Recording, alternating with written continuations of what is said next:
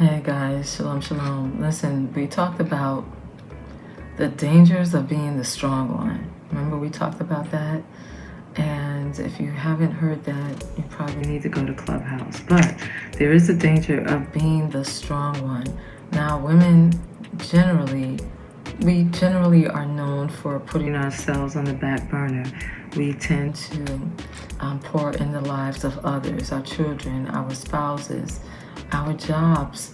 We are doing the most. So, in this episode, I want to talk about the dangers of being the strong one.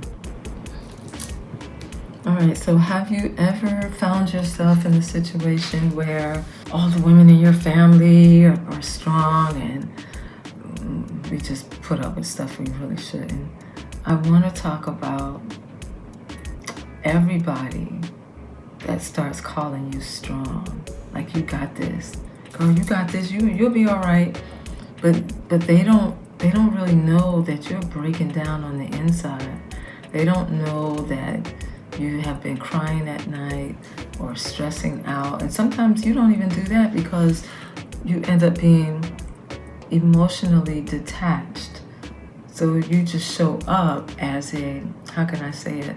Like, it's just by default because, well, if I don't do it, who's going to do it? Does that make sense? So I got some notes here because I don't want to be leaving stuff out. And if you have a comment or a question, drop it down in the bottom so we can really talk about that. So my question is, so who are you when nobody else is around? That's just one of my questions. Who are you when no one else is around? Who are you, or better yet, let me ask, who are you when you don't have anyone to lean on? And do you have an accountability person? Do you have that person that supports you who really knows, okay, girl, you're not okay? Do you have anybody in your life like that? Because if you don't, you really should. Are you part of a community? Are you getting help from anywhere? Or you just out here in these streets? My harder question is, have you been so accustomed to doing everything yourself that you basically are not prioritizing yourself? Like, you're just on the back burner. I could do it later. Oh no, don't worry about me. I'll get to it. Like, your goals, your vision, your dream, like, it keeps getting smaller and smaller and smaller because you keep putting it on the back burner. If you're in that place, I want to talk to you because the whole point of this channel is we're talking about sowing into your own field, investing in you. It's about removing yourself from the back burner and intentionally choosing you. There may be a dream, a vision that you've had from long ago, and you didn't do it. You didn't write the book. You didn't write the play. You didn't start the business. You didn't start the organization. You didn't get to the gym. It's a constant, I'll just do it later. Well, I'm good for now. Is that really true? Because one of the things that happens is sometimes we bury who we really are because it could be for a variety of reasons. Like, it could be because of fear. It can be because of anxiety. It can be because I don't think that anybody's going to want to, support me. Nobody's going to believe me. The problem with limiting beliefs is that they do exactly that. They limit you. You're pigeonholed. You are not stepping out in the fullness. Why? Because you believe something that may not be true. You don't have any real evidence, but it's just something that you've adopted. Has that happened to you? I would say, does that make sense? But it really doesn't. So the limitations that you have set on yourself because of your beliefs or something you saw that happened to someone else. So let me say this, strength isn't the problem, and there's nothing wrong with being strong. I mean, I even have a shirt that says, I can do hard things. Woo, sometimes I had to tell myself, and I had to put up with stuff like, oh my God. So that's another story for another time. If you act right, I'll tell it to you. So the problem begins when strength becomes your survival strategy. And you start, like there's a difference between I can handle hard things and oh no, I got this. Oh no, I got that too. Like you want to handle everything. Yeah, that's a hard pass. That's a no. It's like when you're abusing yourself and you don't even realize it because you're so used to everything being on you, and then you have family members and friends that's used to you putting everything on you. Listen, you might be one of those women that feel like if I don't do it, it's not going to get done. You know how I always say your story is my story? It's because I've been there and I've done that. Because you feel like people just don't freaking show up. They do not show up. And then you feel like you're forced to show up. You're forced to do the thing, whatever it is. And you're looking and you're kind of waiting for people to do it. But you have not had a support system. You have not had people that would undergird you and actually do the thing with you. For instance, if you're taking care of your parents and you know that you have other siblings, but them jokers are nowhere to be found. So you have to do everything. You got 4 siblings and none of them are showing up but you. That's hard. But you know what? You can get the help of some of your friends to help you with that.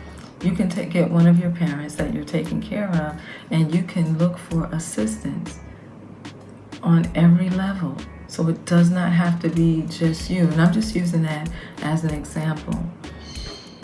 You may be the only one in your family that's always putting everything all together. Like if it's a family reunion or whatever, and everything is on your shoulders.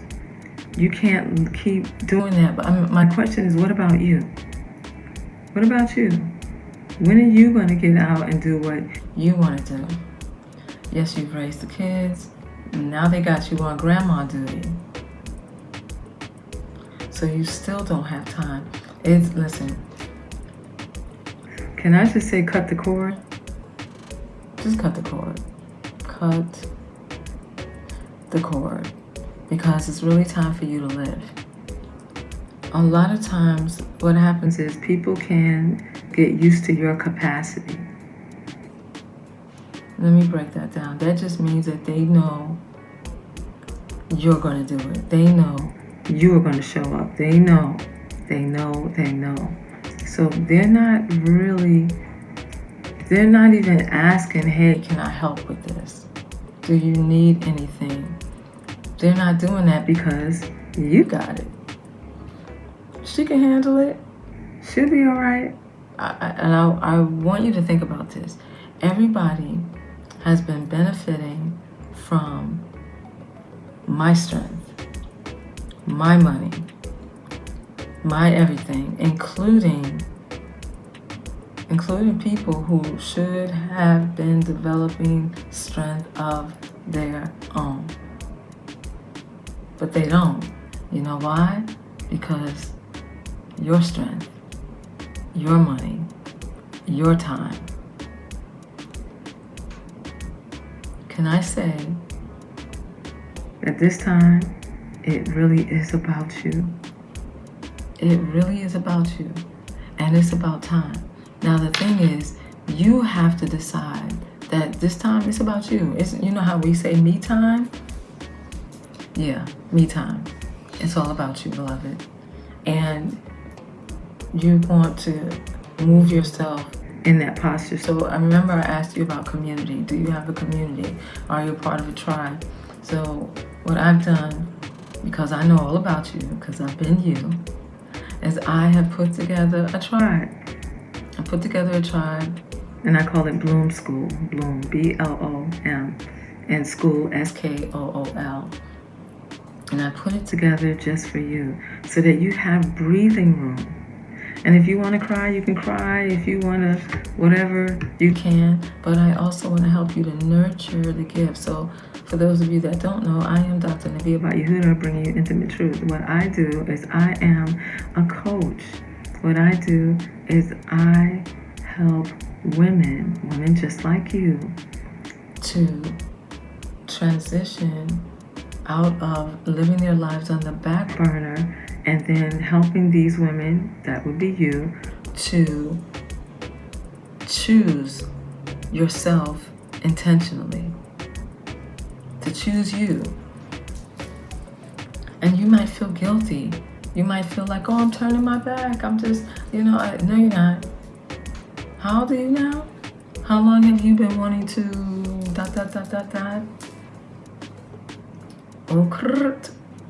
Okay now.